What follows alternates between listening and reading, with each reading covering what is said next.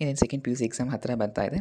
So ಈಗ ನಾನು ಮ್ಯಾಥ್ಸಲ್ಲಿ 80/80 ತೆಗೆದಿರ್ತಕ್ಕಂತಹ paper ಈಗ ನಾನು ತೋರಿಸ್ತಾ ಇದ್ದೀನಿ. Okay, so this is my paper. So ನಾನು ಹೇಗೆ ಆನ್ಸರ್ ರೆಪ್ರೆಸೆಂಟ್ ಮಾಡಿದ್ದೀನಿ, ಅಂದರೆ ಆನ್ಸರ್ ಈಗ ಪ್ರೆಸೆಂಟ್ ಮಾಡಿದ್ದೀನಿ ಅಂತ ಹೇಳ್ತಾ ಹೋಗ್ತೀನಿ.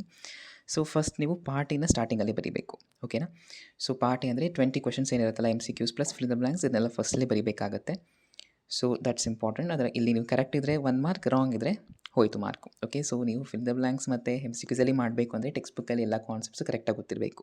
ಓಕೆ, ಈ ಮೈನ್ಯೂಟ್ ಕ್ವೆಶನ್ಸ್ ಎಲ್ಲ ಇರುತ್ತೆ ನೋಡಿ, ಕೆಲವೊಂದ್ಸಲ ಮೈನ್ಯೂಟ್ ಕಾನ್ಸೆಪ್ಟ್ಸ್ ಈ ಥರ ನೋಟಲ್ಲಿ ಕೊಟ್ಟಿರ್ತಾರೆ. ಸೊ ಅಂಥ ಎಲ್ಲ ಚಾಪ್ಟರ್ಸಿಂದನೂ ಕರೆಕ್ಟಾಗಿ ಹೋದರೆ ನೀವು ಡೆಫಿನೆಟ್ಲಿ ಇದರಲ್ಲಿ ಫುಲ್ ಮಾರ್ಕ್ಸ್ನ ಸ್ಕೋರ್ ಮಾಡ್ಬೋದು. ಸೊ ಇದಾದಮೇಲೆ ನೀವು ಪಾರ್ಟಿಯಿಂದ ಸ್ಟಾರ್ಟ್ ಮಾಡಬೇಕು. ನೀವು ಹೆಂಗೆ ಬೇಕಾ ಸ್ಟಾರ್ಟ್ ಮಾಡ್ಬೋದು. ಪಾರ್ಟಿನ ಫಸ್ಟ್ ಬರೀಬೇಕಾಗುತ್ತೆ. ಅದಾದಮೇಲೆ ನೀವು ಯಾವುದೇ ಪಾರ್ಟಿಯಿಂದ ಸ್ಟಾರ್ಟ್ ಮಾಡ್ಬೋದು. So I prefer to start with part D, because ನೀವು ಪಾರ್ಟಿಯಿಂದ ಸ್ಟಾರ್ಟ್ ಮಾಡಿದ್ರೆ ನೀವು 5 ಮಾರ್ಕ್ಸ್ ಸೆಕ್ಷನ್ಸ್ನ ನೀವು ಫಸ್ಟಲ್ಲೇ ಮುಗಿಸ್ಬಿಡ್ತೀರಾ. ಸೊ ಯಾವುದೇ ಹರಿ ಇರೋದಿಲ್ಲ ಲಾಸ್ಟ್ ಮೂಮೆಂಟಲ್ಲಿ. ಅದು ನೀವು ಮ್ಯಾಟ್ರಿಕ್ಸ್ ಥರ ಕ್ವೆಶನ್ಸ್ ಮಾಡ್ತಾಯಿದ್ರೆ ಲಾಸ್ಟ್ ಮಿನಿಟಲ್ಲಿ ಹರಿ ಆದರೆ ತುಂಬ ಮಿಸ್ಟೇಕ್ಸ್ ಆಗುತ್ತೆ. ಸೊ ದಟ್ಸ್ ವೈ ನೀವು ಏನು ಮಾಡಬೇಕು, ಮ್ಯಾಟ್ರಿಕ್ಸ್ ಇಂತಹ ಕ್ವೆಶನ್ಸ್ ಎಲ್ಲ ನೀವು ಸ್ಟಾರ್ಟಿಂಗಲ್ಲಿ ಕಂಪ್ಲೀಟ್ ಮಾಡಿದ್ರೆ ನಿಮಗೆ ಒಂದು ಇಟ್ಸ್ ಅನ್ ಅಡ್ವಾಂಟೇಜ್. ಓಕೆ, ನೀವು ಬೇಗ ಮುಗಿಸ್ತೀರಾ ಮತ್ತು ಮೆಜಾರಿಟಿ ಆಫ್ ದಿ ಮಾರ್ಕ್ಸ್ನ ಬೇಗ ಕವರ್ ಮಾಡಿಬಿಟ್ಟಿರ್ತೀರಾ ನೀವು. ಓಕೆ, 5 ಮಾರ್ಕ್ ಕಂಪ್ಲೀಟ್ ಮಾಡಿದ್ರೆ ಅಲ್ಲೇ ನಿಮಗೆ 20 ಮಾರ್ಕ್ಸ್ ಬಂತು, ಮತ್ತು plus MCQs 20 marks, 40 marks, 50% of your paper is done. Okay, so ಆದ್ದರಿಂದ 5 ಮಾರ್ಕ್ಸಿಂದ ಸ್ಟಾರ್ಟ್ ಮಾಡಿದ್ರೆ ಇಟ್ಸ್ ಬೆನಿಫಿಟ್. ನೀವು 2 ಮಾರ್ಕ್ಸಿಂದನೂ ಸ್ಟಾರ್ಟ್ ಮಾಡ್ಬೋದು, not A problem. Okay, so ನೀವು ಆದಷ್ಟು ಈ ಥರ ಪ್ರೂವ್ ದಟ್ ಕ್ವೆಶನ್ಸನ್ನು ಪಿಕ್ ಮಾಡೋಕ್ಕೆ ಟ್ರೈ ಮಾಡಿ. ಬಿಕಾಸ್ ಏನಕ್ಕಂದರೆ ನಿಮಗೆ ಅಲ್ಲೇ ಆನ್ಸರ್ ಗೊತ್ತಾಗೋಗುತ್ತೆ ಕರೆಕ್ಟ್ ಇದೆ ಅಂತ. ಸೊ ಏನು ವೆರಿಫಿಕೇಷನ್ಗೆ ಅಷ್ಟೊಂದು ಟೈಮ್ ವೇಸ್ಟ್ ಆಗೋದಿಲ್ಲ. ಸೊ ಎಸ್ಪೆಷಲಿ ಮ್ಯಾಟ್ರಿಕ್ಸ್ ಕ್ವೆಶನ್ ದಯವಿಟ್ಟು ಸ್ಕಿಪ್ ಮಾಡೋಕ್ಕೆ ಹೋಗಬೇಡಿ. ಮಿಸ್ಟೇಕ್ಸ್ ಅಷ್ಟೊಂದು ಆಗೋದಿಲ್ಲ. ಓಕೆ, ನೀವು ಕರೆಕ್ಟಾಗಿ ಫಾಲೋ ಮಾಡಿದ್ರೆ ಕರೆಕ್ಟಾಗಿ ನಿಮ್ಗೆ ಬರುತ್ತೆ. ನೀವು ಅದನ್ನು ವೆರಿಫೈ ಸಹ ಮಾಡ್ಬೋದು ಕೊನೆಯಲ್ಲಿ. Okay, so this is the question. Okay, LHS = RHS ಅಂತ ಪ್ರೂವ್ ಮಾಡೋದು. ಅದಾದಮೇಲೆ second order differentiation. So this is very important question. So ಇದನ್ನು ನೀವು ಸ್ಟೆಪ್ ವೈಸನ್ನು ಕರೆಕ್ಟಾಗಿ ಮಾಡಿದ್ರೆ ನಿಮಗೆ ಮಾರ್ಕ್ಸ್ ಅಲಾಟ್ ಮಾಡ್ತಾರೆ. ಓಕೆನಾ? ಸೊ ಅದಾದಮೇಲೆ ನೆಕ್ಸ್ಟ್ ಆಲ್ಸೋ 1 5 ಮಾರ್ಕ್ ಕ್ವೆಶನ್ ಇರುತ್ತೆ. That is areas related to circles. Areas ಅಂದರೆ ಅಪ್ಲಿಕೇಶನ್ ಆಫ್ ಇಂಟಿಗ್ರಲ್ಸ್. ಸೊ ಈ ಚಾಪ್ಟ್ರಿಂದ ಇರೋದೇ ನಿಮಗೆ 2 ಟೈಪ್ ಆಫ್ ಕ್ವೆಶನ್ಸ್. ಒಂದು ಪ್ರೂವ್ ಮಾಡೋಕ್ಕೆ ಹೇಳ್ತಾರೆ. ಓಕೆ, ದಿಸ್ ಇಸ್ ಏರಿಯಾದು ಫಾರ್ಮುಲಾನ ಪ್ರೂವ್ ಮಾಡೋಕ್ಕೆ ಹೇಳ್ತಾರೆ, ದಟ್ ಈಸ್ ಡಿರೈವ್ ಮಾಡೋಕ್ಕೆ ಹೇಳ್ತಾರೆ.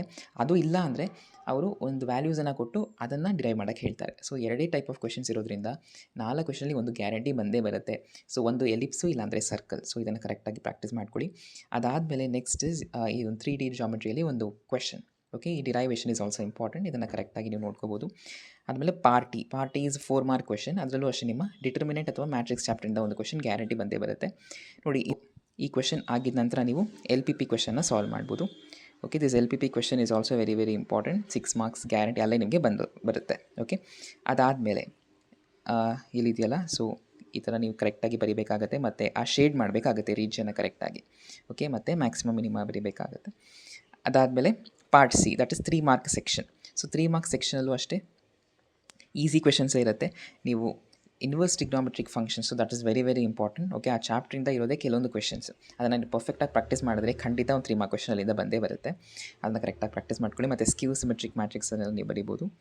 ಮತ್ತು ಆನ್ಸರ್ಸ್ನ ಬರೀಬೇಕಾದ್ರೆ ಸ್ಟೆಪ್ ವೈಸ್ ನೀಟಾಗಿ ರೆಪ್ರೆಸೆಂಟ್ ಮಾಡಿ. ನೀವು ಯಾವುದೇ ಶಾರ್ಟ್ಕಟ್ನ ಯೂಸ್ ಮಾಡಬೇಡಿ, because each steps carries marks. Okay, ನೀವು CETಯಲ್ಲಿ ಮಾಡೋ ಥರ ನೀವು ಸ್ವಲ್ಪ ಚಿಕ್ಕದಾಗಿ ಮಾಡಿದ್ರೆ ಕೆಲವೊಂದು ಸಲ ಮಾರ್ಕ್ಸ್ ಲೂಸ್ ಆಗೋ ಚಾನ್ಸಸ್ ಜಾಸ್ತಿ ಇರುತ್ತೆ.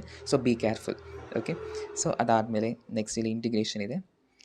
ಆ್ಯಂಡ್ ನೆಕ್ಸ್ಟ್ ಇಸ್ ಈ ವೆಕ್ಟರ್ಸ್. ಸೊ ವೆಕ್ಟರ್ಸಿಂದ ಒಂದು ಕ್ವೆಶನ್. ಸೊ ಆನ್ಸರ್ಸ್ನ ಈ ಥರ ಬಾಕ್ಸ್ನ ರೆಪ್ರೆಸೆಂಟ್ ಮಾಡಿ. ಓಕೆ, ಆ್ಯಂಡ್ ನೀವು ಫಾರ್ಮುಲಾಸ್ನ ಕರೆಕ್ಟಾಗಿ ಬರೀರಿ. That is very important. ಫಾರ್ಮುಲಾಸ್ನ ಬರೀದೆ ಡೈರೆಕ್ಟ್ ಸಬ್ಸ್ಟಿಟ್ಯೂಷನ್ ಮಾಡಿದ್ರೆ you won't get mark. Okay, that's important. ಅದಾದಮೇಲೆ part B, that is 2 mark questions. So here also ಈ ಫಾರ್ಮುಲಾ ಎಲ್ಲ ತುಂಬ ಇಂಪಾರ್ಟೆಂಟ್ ಆಗುತ್ತೆ. And next this is application of derivative. So ಆ ಚಾಪ್ಟ್ರಿಂದ question ಇದೆ ನೋಡಿ. ಈ question is very important. f(x) is 4x - c ಅಂತ 5 ಮಾರ್ಕಲ್ಲಿ ಒಂದು ಕ್ವೆಶನ್ ಬರುತ್ತೆ. ಸೊ ಅದನ್ನು ಅಲ್ಲೇ ಹೇಳ್ತೀನಿ. ಆ್ಯಂಡ್ ಇಲ್ಲಿ angle between the 2 lines. So that's also important. ನೋಡಿ, ಇದೆಲ್ಲ ಬರೆದಾದ ನಂತರ ನೀವು ಎಕ್ಸ್ಟ್ರಾ ಕ್ವೆಶನ್ಸ್ ಅಟೆಂಡ್ ಮಾಡ್ಬೋದು. ನೋಡಿ, part C already we have done ದೇರಲ್ಲ. ಸೊ ಮತ್ತೊಂದು ಸಲ ಇಲ್ಲಿ ಎಕ್ಸ್ಟ್ರಾ ಕ್ವೆಶನ್ಸ್ ಇವೆಲ್ಲ. ಸೊ ಮೋಸ್ಟ್ ಆಫ್ ದೆಮ್ ಏನು ಡೌಟ್ ಬರುತ್ತೆ ಅಂದರೆ ಸ್ಟಾರ್ಟಿಂಗಲ್ಲೇ ಎಲ್ಲ ಎಕ್ಸ್ಟ್ರಾ ಕ್ವೆಶನ್ಸ್ನ ಬರೀತಾ ಹೋಗೋದು ಅಥವಾ ಲಾಸ್ಟಲ್ಲಿ ಬರೀಬೇಕಾ ಅಂತ. ಸೊ ಎಕ್ಸ್ಟ್ರಾ ಕ್ವೆಶನ್ಸ್ ಏನಿದ್ರು ಲಾಸ್ಟಲ್ಲಿ ಟ್ರೈ ಮಾಡಿ. Don't try in the middle. Okay, ನಿಮಗೆ ಟೈಮ್ ಇದ್ದರೆ ಎಕ್ಸ್ಟ್ರಾ ಫಸ್ಟ್ ಎಲ್ಲ ಕರೆಕ್ಟಾಗಿ ಬರೀರಿ. ಆಲ್ ದಿ ಕ್ವೆಶನ್ಸ್ ಎಷ್ಟು ಬರೀಬೇಕೋ ಅಷ್ಟನ್ನು ಬರೀಬೇಕಾಗತ್ತೆ ಪರ್ಫೆಕ್ಟಾಗಿ ಬರೋದು. ಆದಮೇಲೆ ಒಂದು ಸಲ ಚೆಕ್ ಮಾಡಿ ಆದಮೇಲೆ ನೀವು ಲಾಸ್ಟಲ್ಲಿ ಎಕ್ಸ್ಟ್ರಾ ಕ್ವೆಶನ್ಸ್ನ ಅಟೆಂಡ್ ಮಾಡ್ಬೋದು. ಓಕೆ.